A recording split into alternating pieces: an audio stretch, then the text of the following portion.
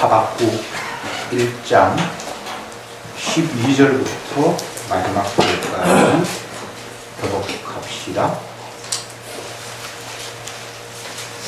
구약성경 1302페이지 하박국 1장 12절 제가 먼저 읽습니다. 선지가 가로되 여호와 나의 하나님 나의 거룩한 자시여 주께서는 만세전부터 계시지 아니하시나이까 우리가 사망에 이르지 아니하리이다.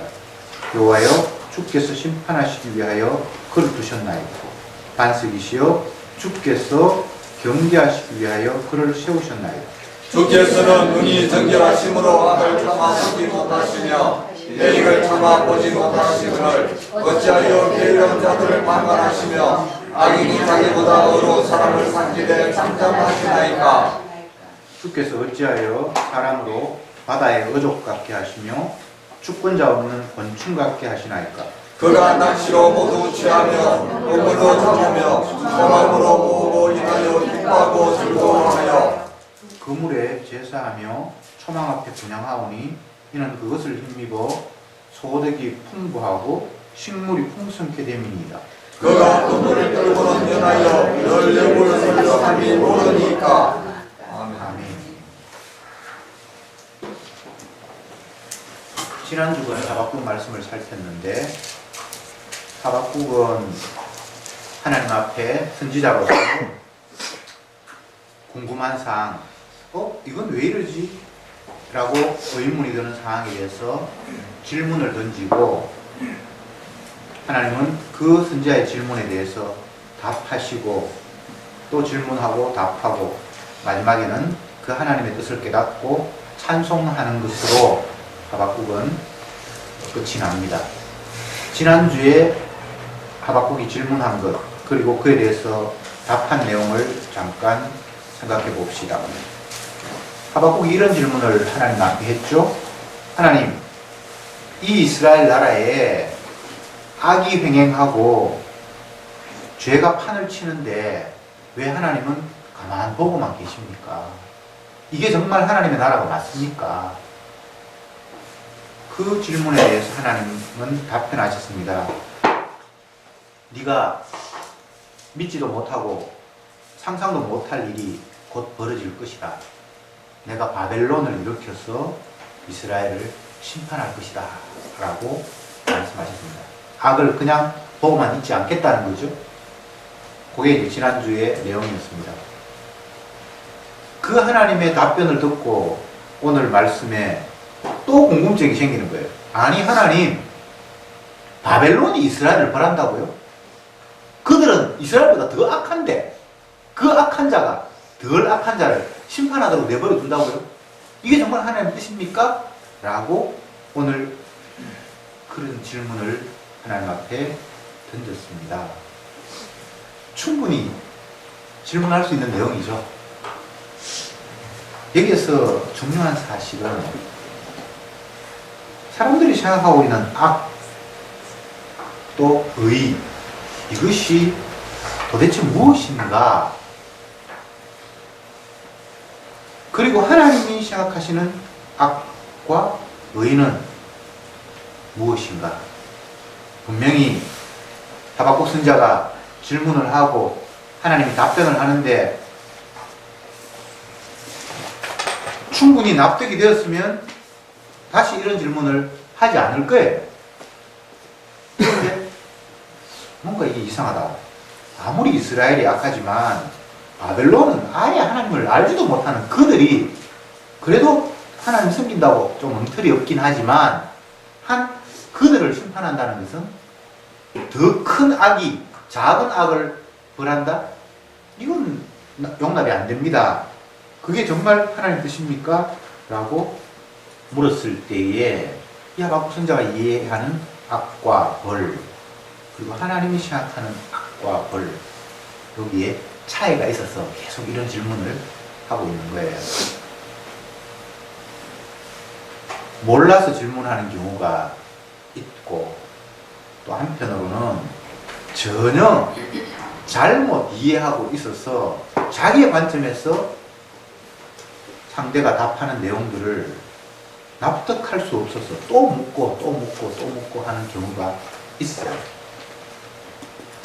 현재까지의 상황은 하박국이 하나님의 생각하시는 의와 벌에 대해서 잘 이해를 못하고 있어서 질문이 계속 되고 있습니다. 여러분, 의가 뭡니까? 죄가 뭡니까? 시편에서는 이렇게 말씀하고 있습니다. 그 죄의 사함을 받고 그 허물의 가리움을 받은 자가 복이 있다. 죄의 허물의 용서함 받고 가리움을 받은 자가 복이 있대요. 그러니까 죄와 허물이 없는 자가 아니라 죄가 있어대 그 죄가 용서받고 사함받은 자가 복이 있대요. 의라는 개념은 용서받았어, 사함받았기 때문에 생기는 것이지 용서와 사죄함이 없이 그 행동이 하나님 앞에 떳떳하고 정당해서 의라고 인정받는 것은 성경에 있는 개념은 아닙니다. 그런데 사람들은 대부분 하나님이 인정하시는 복, 의, 죄가 있어대 그 죄가 용서받아서 의롭게 되는 그런 개념 아님, 내 행동 떳떳했어, 내가 잘했어, 칭찬받는 식의 의의 개념을 가지고 있어요. 그래서 여기에 지금 대충돌이 일어나는 겁니다. 로마서에서 우리가 아직 죄인 되었을 때에 계약대로 그리스도께서 연약한 자를 위하여 죽으셨구나. 이게 의라는 거예요. 우리가 여전히 죄 가운데 있는데 하나님이 약속한 바가 있어요. 기약한 바가 있어요. 그것 때문에 그리스도께서 연약한 자를 위해서 죽으셨다. 그렇게 해서 그 대신 죽음을 당한 그 상대가 의롭게 되고 구원을 얻는 방식, 이것이 하나님이 만드신 의라는 겁니다. 그런데 본문에 나타난 하박국은 그런 개념과는 조금 다른 것 같아요. 물론 하박국이 선지자니까 하나님의 율법을 모를 일이 없고 그 율법을 기준으로 해서 너무나 어긋나게 살아가는 그들을 주님께서 가만히 보고 계시는 것, 그건 이해할 수 없다. 하나님의 주신 율법에 의해서도 율법을 어기는 사람들은 하나님께서 벌을 주신다고 약속을 하셨는데 지금 이스라엘 땅이 율법이 완전히 해이해지고 엉망이 되었는데 여전히 하나님께서 가만 팔짱 끼고 침묵만 하고 계시니까 이건 하나님의 율법에 어긋나는 것 아닙니까? 충분히 질문할 수 있고. 그런데 하나님은 그래, 네 말대로 내가 이스라엘을 벌할 거야. 바벨론을 지금 내가 준비하고 있어. 갈대아인이라고 했는데 이게 갈대아인이 바벨론입니다. 바벨론을 내가 준비해서 벌할 거야. 그러면 율법에 의해서 순종하면 복을 받고 불순종하면 저주를 받는데 이스라엘이 지금 불순종하니까 하나님께서 심판하시겠다. 그게 바벨론이 되었든 누가 됐든 심판하시면 이스라엘 입장에서는 율법대로 시행되는 거잖아요. 아무 문제 없잖아요. 그런데 오늘 본문에서 하박국이 아니 하나님, 바벨론은 이스라엘이 우리보다 더 악한데 더 악한 사람이 더 악한 사람을 벌한다고요? 인간적인 관점에서는 이 말이 충분히 가능한데 하나님의 관점에서 이게 무릎이고 잘못된 무릎이에요. 더 악하다, 덜 악하다. 어디에 지금 근거해서 이야기하는 겁니까? 주님의 율법에 의하면 율법의 1.1핵이라도 어기면 그건 꽝이에요. 그건 지켰다라고 말할 수도 없어요. 그러면 바벨론이나 이스라엘이나 하나님 관점에 보기에는 그놈이 그놈이고 그년이 그년이에요. 전혀 차이가 없어요. 그런데 하박국은 그래도 이스라엘은 바벨론보다는 조금은 나은데 라는 생각을 가지고 있는 거예요. 자, 여기서부터 이제 문제가 시작이 됩니다. 다시 성경을 우리가 기억해 봅시다. 제가 쉬운 구절들을 계속해서 반복합니다. 우리가 아직 연약할 때에 그리스도께서 기약대로 우리를 위해서 죽으셨대요. 죄 없는 게 아니에요. 죄와 허물의 사함을 받은 자가 복이 있대요. 그러면 어떤 인간도 율법을 온전히 지켜서 하나님 앞에 떳떳하게 너 의롭다, 복 받아야 돼 라고 판정될 인간은 애초에 없어요. 그래서 하박국 선지자가 정말 하나님의 율법의 의도를 정확하게 알았다면, 주님, 율법대로 우리는 심판받아 마땅하군요. 근데 왜 심판하지 않습니까? 기다려. 내가 바벨론 주께서 심판할 거야. 그러면 아멘 하면 돼요. 아멘 하면 끝나는 거예요. 율법 어겨서 심판 받는다고 율법을 말씀하셨는데, 율법을 어겼으니까 심판 안 하면 하나님 앞에 항의할 수 있어요. 왜 심판 안 합니까? 라고 율법에서 심판하게 돼 있는데, 근데 하나님이 심판도 좀 곧 할 거다라고 이야기하면, 아 그렇습니까? 하면 입 닫아야 되는데, 왜 거기에서 또 입을 나불거리면서, 아니 하나님 이건 심판이 좀 공정하지 않습니다. 어떻게 더 악한 사람이 덜 악한 사람을 심판합니까? 라는 이 물음, 그거 문제 있는 물음이란 말이죠. 네. 여러분 스스로는 나는 절에 댕기는 사람보다는 그래도 좀 낫다. 누구나 다 그런 생각을 하잖아요. 지금 하박국이 이제 그 이야기를 하고 있는 거예요. 내가 뭐 주님을 그렇게 사랑하고 하나님 말씀을 사모하고 꼬박꼬박 말씀 듣는 자리에 참석하고 그렇지는 못하지만, 그래도 말씀에 전혀 관심이 없는 저 사람보다는 내가 좀 낫지 않은가 라는 생각을 우리가 갖는단 말이죠. 근데 주님 보실 때는 그렇지 않아요. 자, 다시 우리가 율법을 생각해 봅시다. 율법은 굉장히 많은 것들을 우리에게 요구하고 있어요. 그런데 그 율법 가운데, 그 많은 하나님의 요구사항, 율법 가운데 너희들이 단 한 구절만이라도 어긴다면 그건 전체 다가 안 지켜진 거다. 율법에 그렇게 말씀하셨잖아요.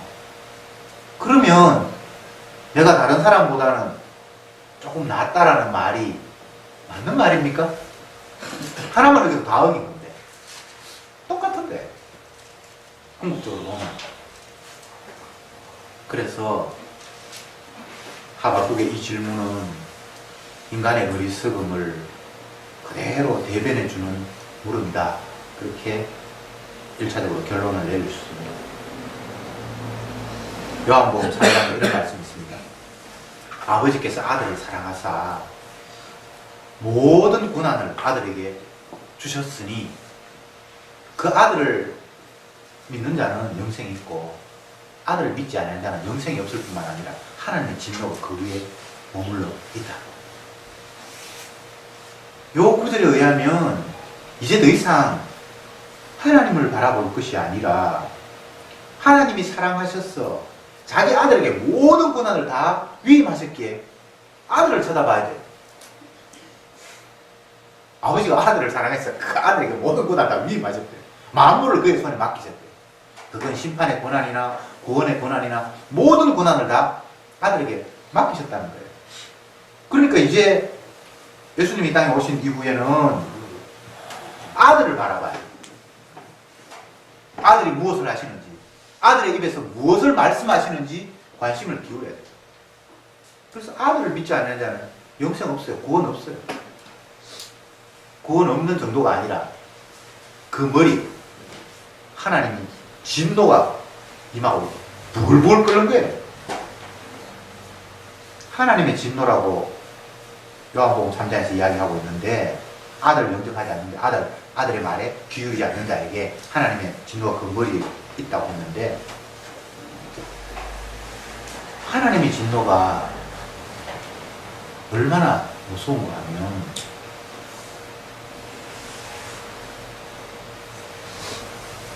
바위야 나를 덮어라, 산아 나를 가리거라. 하나님의 진노하시는 그 얼굴 보기가 너무 두렵다, 이런 표현이 성경에 나타나. 차라리 내가 바위에 깔려서 산에 깔려서 죽는 한이 있더라도 그 진노하시는 하나님의 얼굴 내가 보기가 너무 두렵다는 거예요. 가족들끼리도 화를 내면 상당히 무섭잖아요. 뭐 아내가 화를 낸다 그럼 남편 입장에서 그게 불편하고, 반대의 경우도 마찬가지고, 아버지가 자녀를 향해서 화를 낸다, 굉장히 두려운 거예요. 그런데 하나님께서 두려워하신다, 하나님께서 화를 내신다, 그러면 그건 우리가 감당할 수 있는 일이 아닙니다. 여호와의 진노, 분노, 그냥 노, 이런 표현들이 성경에 굉장히 빈번하게 나타납니다. 자, 지금 하나님은 절대적인 의, 인간은 도저히 행할 수 없는 것을 하나님의 아들이 대신 희생함으로 말미암아 그의 의가 그 아들에게 입혀져서, 그의 의가 그 자기 백성에게 입혀져서 만들어진 그 의를 이야기하고 있는데, 사람들은 자기 행동의 잘남을 의라고 간주하고 싶은 거예요. 그래서 거기에는 상대적인 의 개념이 생기는 거예요. 니보다는 내가 낫다라는 이런 개념이 생기는 거예요. 그러나 주님의 절대적인 의는 누구와 비교할 수 있는 그런 상대적인 게 아닙니다.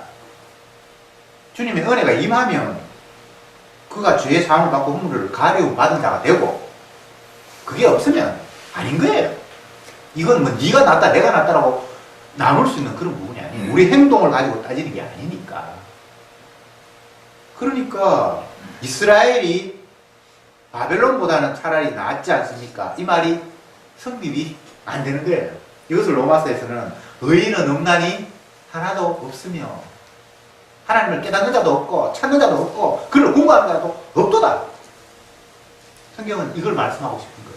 우리는 자꾸 이스라엘이 낫고 교회 다니는 내가 저에 다니는 너보다는 낫다라고 상대적인 내 행동들을 가지고 비교하고 싶은데, 주님은 그렇게 비교하지 않는다는 사실을 우리는 하박국 선지자를 보면서 깨달아야 한다는 것을 제가 말씀드리는 겁니다.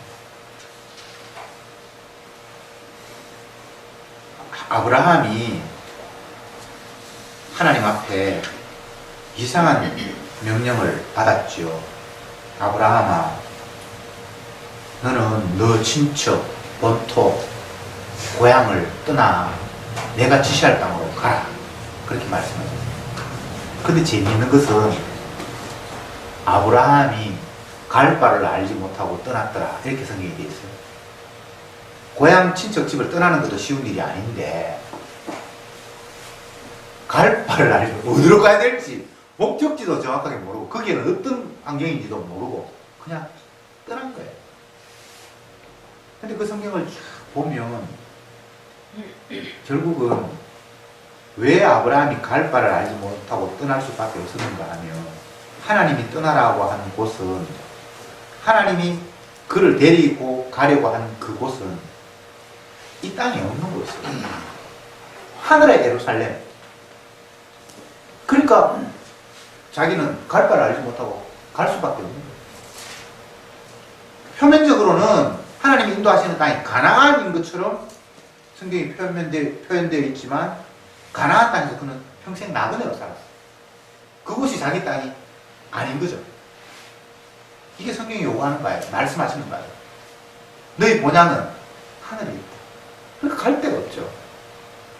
바꾸어 제가 이걸 표현해 볼게요. 하나님이 정말 아브라함에게 말씀하셨던 명령은 내 친척, 본토, 아비집을 떠나 했으면 이 세상을 떠나라는 이야기예요. 여기 떠나 다른 데는 좋은데 이 땅에 울산 떠나서 저 서울 강남에 살아라, 한국을 떠나서 뭐 뉴욕에 살아라, 이런 이야기가 아니고, 너 지금 이 땅에 머물러 살아가고 있지. 이 땅에 기대하면 뭔가 네 만족을 찾으려고 하고 있지. 떠나라. 너의 기대와 만족은 이 세상에서는 없어. 내가 갈 길로 가야만 너희는 참 안식이 있어. 라는 이 이야기가 아브라함을 향해서 네 본토, 친척, 아비집을 떠나 내가 지시할 땅으로 가라는 이야기예요. 가나안 땅이 젖과 꿀이 흐르는 땅이라고요? 아니에요. 날마다 흉년을 만나서 힘들고, 그래서 이스라엘 백성들은 물이 많은 애국으로 돌아가죠. 이스라엘은 결코 젖과 꿀이 흐르는 땅이 아니에요. 다만 주님의 긍휼과 사랑이 함께 할 때에 그것은 젖과 꿀이 흐를 뿐이지 천연적인 조건이 좋은 땅이 결코 아니라는 사실을 성경은 이야기하고 있어요. 여러분, 제가 여러분께 드리고 싶은 말씀은 다른 것이 아니라 주님이 우리에게 주시고자 하시는 것은 내가 기대하고 이 땅에서 우리가 사모하는 그런 것들이 아니에요. 마태복음에서 구하는 자에게 좋은 것을 주지 않겠느냐, 구하라 이렇게 말씀하셨는데 그 구하는 자에게 좋은 것 주신다는 말을 다른 성경에서는 성령을 주시겠다고 말씀하셨어요. 무엇을 먹을까, 무엇을 입을까, 무엇을 먹을까 이런 거 구하지 마라. 너희가 구하지 않아도 필요한 거 이미 아버지가 다 아신다. 구하는 자에게 좋은 것 주신다. 그 좋은 것이 내가 알지 못하는 것. 마치 아브라함에게 떠나라, 갈 바를 알지 못하고 떠나는 것처럼 우리는 내가 원하는 것을 자꾸 얻으려고 하는데 주님은 좋은 것을 우리에게 주시겠다고 약속하셨어요. 그러니 이 세상 살면서 하나님 앞에 잔머리 굴릴 필요 없어요. 어떤 분들은 그 나라와 그 의를 구하면 이 모든 걸 주신다고 했으니까 사실은 그 나라와 그 의는 관심이 없고 이 땅에 있는 게 관심이 있는데 하나님이 그걸 구해 이걸 준다고 하니까 이 땅에 있는 게 아닌 것처럼 하면서 하나님께 기도하는 거예요. 주여, 내가 주님을 위해서 헌신하겠습니다. 그래서 그 마음속에는 이 땅에 내 아들도 잘 돼야 되고 가정도 잘 살아야 되고 이런 생각을 마음속으로 다 가지면서 그 나라와 의를 구하는 그런 꼼수를 우리는 또 부리는 거예요. 주님이 속아주면 얼마나 고맙겠습니까? 많은 속으면 주님이 아니죠, 그죠? 우리의 심령을 골수를 찔러 쪼개기까지 하시면서 바라보고 계시는 주님 앞에 차라리 주님 나 이 땅 거 좋아요 이렇게 그냥 이야기하세요. 뭐 그런다고 해서 하나님 주시는 분은 아니고 주님은 자기가 원하는 걸 우리에게 주시지 내가 원하는 걸 주시는 분이 아니에요. 아들이 떡을 달라 하는데 돌을 줄 자가 있으며 생선을 달라고 하는데 뱀을 줄 자가 있겠냐, 그렇게 말씀하셨죠. 그걸 바꿔 이야기하면 아들이 위험한 걸 달라고 하는데 부모가 그 위험한 걸 줄 아버지가 있겠냐, 이런 이야기예요. 우리가 구하는 것, 내가 필요한 것은 하나님 보시는 그 굉장히 위험한 거예요. 그래서 그거 안 주세요. 왜냐하면 그건 우리를 멸망으로 인도할 수 있기 때문에, 그게 우리에게 독약이 될 수 있기 때문에. 부모가 자녀에게 건강한 거 먹인다고 뭐 학교에서 주는 밥도 먹지 마라 그러고 꼭 도시락 주는 그런 희한한 부모도 다 있는데 이 땅의 음식도 뭐 안 좋은 거 피하고 좋은 거 주고 싶어서 안간힘을 쓰는데 주님의 말씀, 구하는 자에게 좋은 거 주시겠다라는 이 말씀이 얼마나 큰 은총인지 우리가 다시 한번 생각해 보아야 합니다. 악인, 의인, 불법, 하나님의 뜻, 뭐 이런 많은 개념들이 주님께서 말씀하신 기준과는 다르게 우리는 우리 식대로 자꾸 이해를 하는 거예요. 그러니까 계속 의문을 가질 수밖에 없어요. 주님 왜 이러십니까? 하박국 선지자가 기록한 이 본문이 참 죄인들인 우리에게 용기를 주는 이유가 선지자도 우리처럼 이런 생각을 갖기도 하는구나. 사도들의 글을 보면서 저들이 성령의 충만함을 받은 사도이지만 우리처럼 육신의 욕망을 갖고 살기도 하는구나. 그건 위로가 돼요.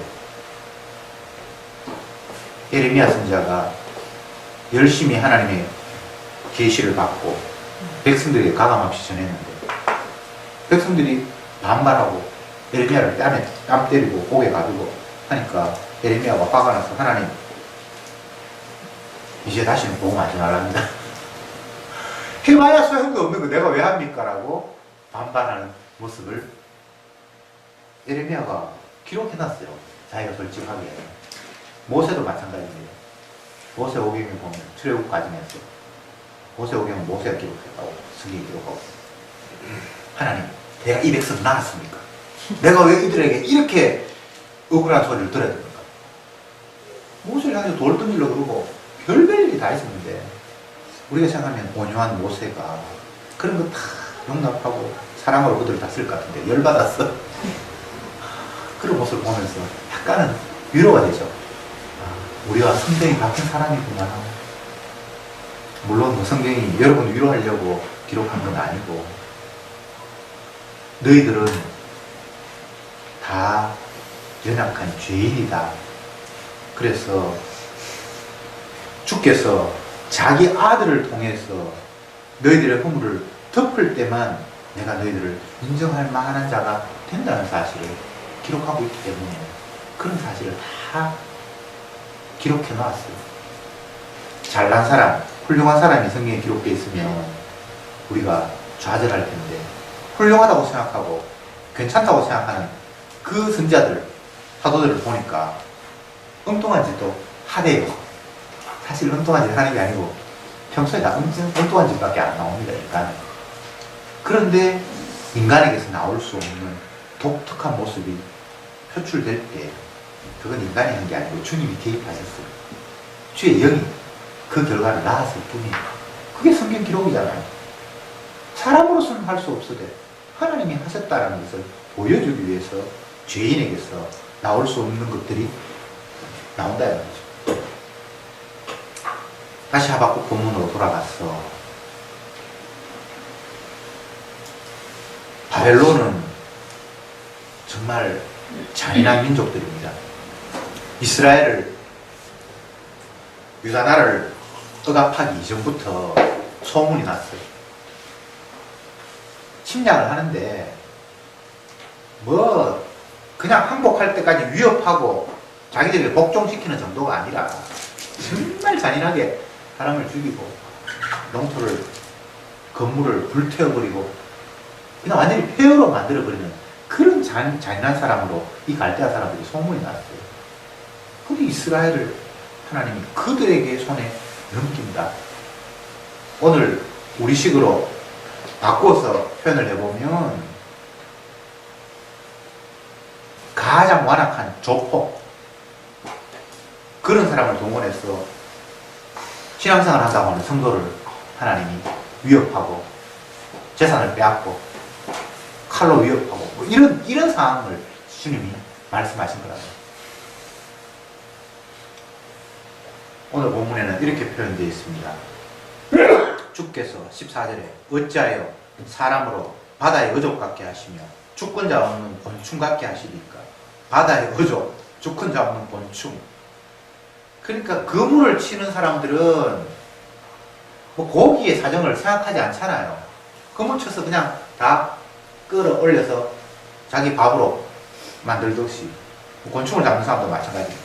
마치 바벨론 사람이 이스라엘을 괴롭힐 때 초망치는 어부가 고기를 그냥 잔인하게 그냥 끌어올리듯이, 어떻게 주님이 그런 식으로 일하실 수 있습니까?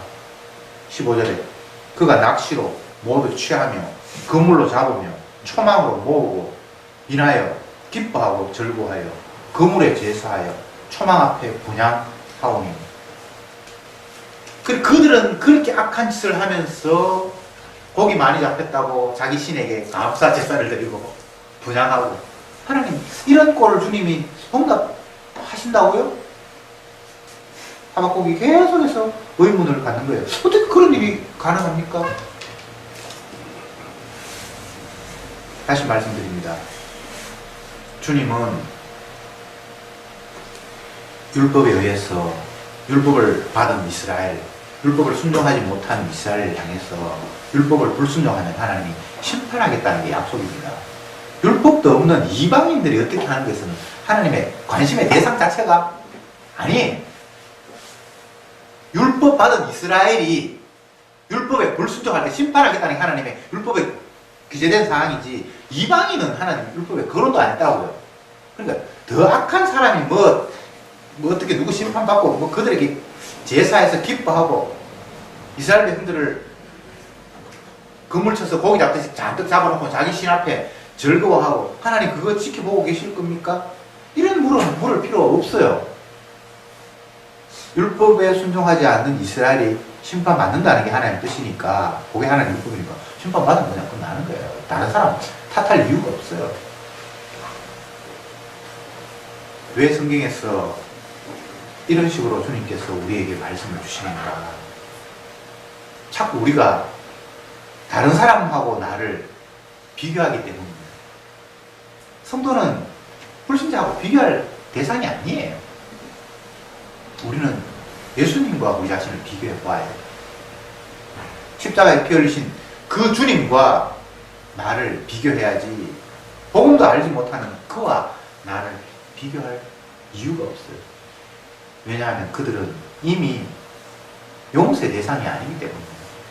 죄의 가림을 받고 허물의 용서함을 받는 대상이 아예 아니기 때문에 그들과 용서받는 사람이 비교할 수가 없습니다.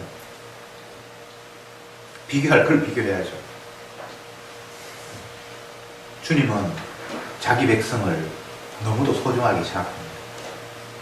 왜? 결국은 아들의 희생을 통해서까지라도 건져야 할 대상이기 때문에.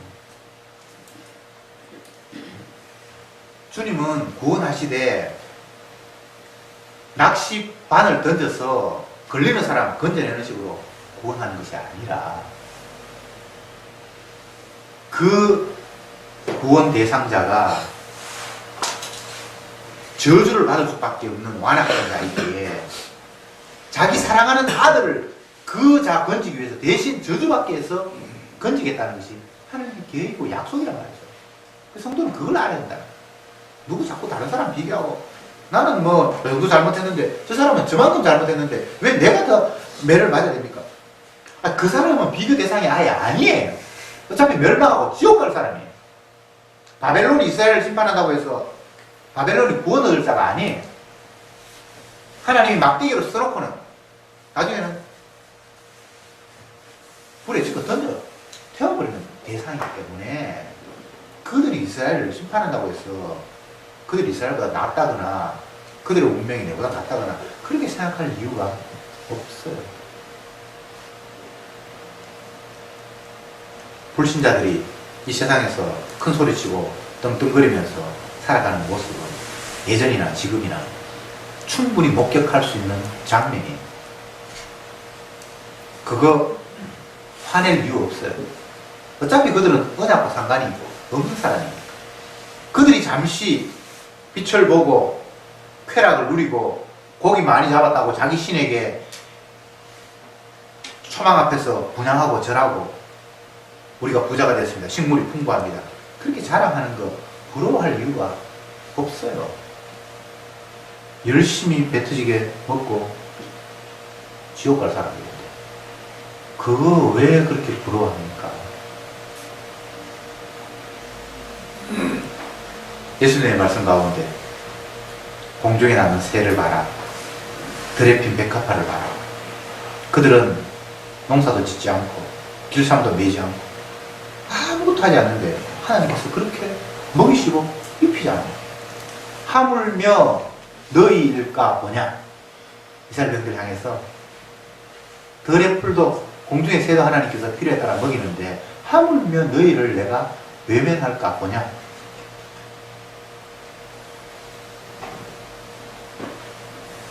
그게 안 믿어지는데요. 그러면 거기에 대해서는 답이 없습니다. 내가 알아서 살아야 돼. 하나님께서 채워주시지 않는다고 생각하면 자기가 채우든지 뭐 그걸 해야 돼. 그럼 그 말씀을 믿는다면 내가 발부동 칠 이유가 없잖아요. 이스라엘 백성들이 광야에서 40년 동안 살았는데 그들은 정말 농사도 안 짓고 아무것도 먹는 걸 위해서 땀 흘리거나 수고하거나 애쓴 적이 없어요. 그런 환경을 아예 하나님께 허락하지 않아. 그랬는데 아무도 영양실조 걸린 사람도 없고 굶어 죽은 사람 없어요. 하나님이 만나로 그들을 먹였어요. 그런데 성경이 뭐라고 이야기합니까? 만나는 먹고 배부르라고 준 양식이 아니다. 희한한 이야기를 하시죠. 그게 생명의 양식이래요. 이게 성경이 쉽지 않아요. 분명히 먹고 살았는데 주님은 먹을 걸 줬는데 나중에 말씀하시기를 오병이어를 해석하면서 하나님께서 이스라엘 백성에게 준 만나는 양식이 아니었다. 먹고 배부르라고 준 양식이 아니라 생명의 양식이었다라고 말씀하십니다. 그래서 사람이 떡으로 사는 것이 아니라 하나님의 말씀으로 산다고 또 말씀하고 있습니다. 여러분, 주님이 만들어 놓은 주님의 피조물들은 주님이 알아서 살리기도 하고 때가 되면 그 생명을 거두어 가기도 하시는 거예요. 때가 있어요. 심을 때가 있고 심은 것을 거둘 때가 있고 만날 때가 있고 헤어질 때가 있고 웃을 때가 있고 울 때가 있고 그 타이밍, 그 때는 주님이 자기 영광을 이루기 위한 적절한 시기지 내 필요한 때는 아니에요. 어떤 사람이 식물인간이 되어서 호흡기 꽂아놓고 하루하루 생명을 연장합니다. 그 가족들 보면 저 생명 빨리 거두어 갔으면 좋겠다고 생각하지만 주님은 자기 때가 있어요. 우리가 원하는 때가 있지만 그 때는 이루어지지 않아요. 주님의 때, 전도서 이야기하는 그 때는 주님의 타이밍에 말씀하시지 내 좋은 타이밍에 내가 멋진 타이밍에 집을 샀고 너무나 집값이 올랐을 때 멋질 때 팔았다. 그런 하나님은 없어요. 주님의 때가 있을 뿐입니다. 그리고 여러분 때를 자꾸 기대하지 마세요. 아이고 나한테도 봄날이 왔으면 좋을 텐데 나의 봄날은 없어요. 성경에 약속한 적이 없어요. 주님의 자기 영광을 위해서 잠깐 풍부하게도 하시고 또 빈곤하게도 하시고 그냥 하나님의 마치 욥을 이렇게 사용했다가 저렇게 사용했다가 그냥 하나님이 하시는 목적으로 바울도 그렇게 이야기했잖아요. 풍부에 취하기도 하고 빈부에 취하기도 하고 그건 한 개인을 위한 게 아닙니다. 주님의 자기 목적을 위해서 이렇게도 보내고 저렇게도 보내는 거예요. 그러니까 여러분이 지금 풍부에 취하는지 궁핍에 취하는지 제가 모르겠는데 그 자리가 주님의 자기 영광을 위해서 멋지게 활용하는 자리라는 사실을 알면 찬송할 수 있어요. 요셉이 옥에 갇혀도 형통하였더라. 애굽의 총리가 되어 형통하였더라. 계속 형통하였더라라고 표현하고 있어요. 그 형통은 인간의 입장에서 아무 문제 없다는 것이 아니라 하나님이 자기에게 준 약속, 해와 달과 열한 별이 자기에게 절하고 이 모든 주신 그 하나님의 언약인데 하나님 앞으로 그를 통해서 그런 일을 할 거라고 말씀하셨는데 지금 그대로 다 돼가고 있다는 거예요. 한치도 오차 없이. 그러니까 그게 형통인 거예요. 이것을 신약 성경에서는 하나님을 사랑하는 자, 곧 그 뜻대로 부르심을 입은 자들에게 모든 것이 합력하여 선을 이루느니라 이렇게 표현했어요. 그게 형통이에요. 그 사람을 위한 형통이 아니고 그 사람을 위한 선이 아니고 하나님이 자기 목적을 이루어 가신다는 거예요. 그러니까 여러분들이 소외할 이유가 아무것도 없어요. 결국 내 인생이 왜 이러노? 하나님이 사용하는 인생은 이러나 저러나 주님이 영광 받으면서 잘 활용하고 있어요. 욥이 아들 죽고 마누라 도망가고 온몸에 만신창이가 되고 이게 욥의 입장에서 보면 굉장히 심각한데 주님의 입장에서는 아무 문제가 없어요. 그렇게 해서 결국은 욥이 주님의 손에 붙들려 있다는 사실을 주님은 확인시켰다는 거예요. 만천하에 마귀가 어찌할 수 없고 욥 스스로 자기의 의가 이렇게 되거나 저렇게 되는 것이 아니라 주님의 약속이 그를 이렇게도 사용하고 저렇게도 사용하고 결국은 주님이 자기 영광을 드러내신 일에 활용되었다는 사실이 만천하에 드러났잖아요. 그러면 뭐가 문제입니까? 주님이 자기 영광을 위해서 만들어서 자기 영광을 위해서 멋지게 활용했는데 제발 내 입장 인간의 관점에서 의를 생각하거나 죄를 생각하거나 복을 생각하거나 저주를 생각하는 그런 자가 아니어야 합니다. 그러면 계속해서 엉뚱한 질문을 해요. 하나님 왜 그렇게 합니까? 왜 그렇게 합니까? 주님은 지금 잘하고 계시는데 범사에 감사할 뿐인데 범사에 감사가 안 되는 거예요. 그 이유는 한 가지밖에 없습니다. 주님의 관점이 아닌, 언약의 관점이 아닌 내 입장에서 자꾸 그 사태를 해석하려고 하기 때문입니다. 주님은 시작하신 것부터 끝까지 아무 문제 없이 매끈하게 일을 완수하시는 거예요. 여호와의 열심이 이를 이루리라. 주님이 말씀하셨는데 그것이 여호와의 열심으로 다 완성된다는 거예요. 그게 주님의 약속이에요. 제발 주님이 약속하신 것을 바라볼 뿐 내 관점에서 저게 일이 될까? 이렇게 내가 따라가다가 내 거 다 읽고 아무것도 아니면 어떡하지? 마치 예수님의 12제자들이 주님을 따르면서 나름대로 뭔가를 열심히 계산했는데 자기 계산과는 전혀 다른 방향으로 예수님이 흘러가는 거예요. 왕이 될 것 같은데 자꾸 죽는다고 그러고 왕이 된다고 자기가 왕으로 오셨다고 말씀해놓고는 나는 사람들이 잡혀서 죽어야 된다고 이야기를 하니까 아니 죽어버리는데 무슨 왕이 됩니까? 근데 주님은 죽어야 왕이 된다는 거예요. 근데 제자들 입장에서 인간 입장에서는 예수님 죽으면 뭐 내가 한 자리 차지하려고 그러는데 이건 뭐 아무것도 아니고 뭐 에이 속았네. 결국은 다 떠나버리는 그런 모습. 어디에서 기한 문제입니까? 내 관점으로 계속해서 바라봤다는 거죠. 인정합시다. 내 관점은 엉터리고 선악과 따먹기 때문에 뭔가 이거 오류가 있어요. 네. 사파리는 한쪽은 안 보이는 사파리는 정확하게 위치를 잘 파악 못해요. 자동차 운전을 하는 사람들 보면 차선을 오른쪽으로 싹 붙인 사람이고 왼쪽으로 붙인 사람, 그래서 제가 사파리라고 그러는데 인간들은 그래요. 자기의 관점을 자꾸 보기 때문에 뭔가 이게 지금 한쪽으로 자꾸 기울어가고 있어요. 그러니까 우리는 그런 존재라는 것을 먼저 인정하고 내 관점 버리고 주님의 관점, 언약에서 무엇을 약속하시는가를 다시 바라보는 저와 여러분이 되기를 바랍니다. 기도합시다. 주님 감사합니다. 우리에게 뭔가를 기대하시는 하나님이 아니라 우리의 허물을 대신해서 죄와 허물을 사하고 가리려고 아들을 이 땅에 보내신 그 주님의 약속을 잊지 않게 하옵소서. 율법의 행위로 의롭다 하심을 얻을 육체가 없다. 너희들의 죄를 대신한 예수님의 대속의 피가 너희를 깨끗게 했다는 그 약속을 단 한순간도 놓치지 않고 그 약속을 바라보며 그 약속의 사랑의 하나님을 감사할 수 있는 저들이 되게 하옵소서. 예수님의 이름으로 기도드리옵나이다. 아멘.